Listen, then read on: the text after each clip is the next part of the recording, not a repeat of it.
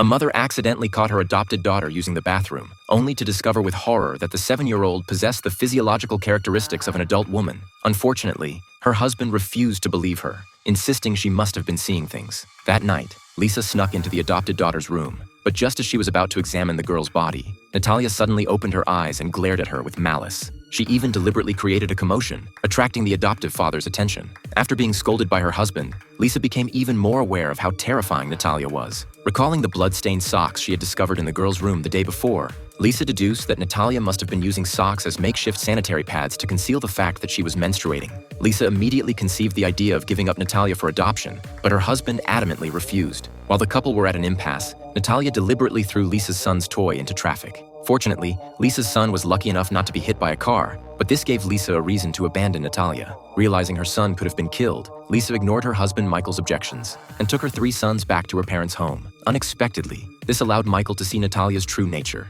Michael told her he had an important interview the next day and asked Natalia not to disturb him. Although Natalia agreed, Michael made the mistake of adding that if the interview went well, Lisa and the children would return soon. It was precisely this comment that reignited Natalia's possessiveness. Sure enough, at the crucial moment of the interview, there came a knock at the door. Michael had no choice but to beg the interviewer to wait a moment. However, when he opened the door, he found a police officer standing there. The officer explained they had received multiple emergency calls from this address. Michael was bewildered, but as he was explaining that he was in the middle of an interview, Natalia emerged, pushing her walker.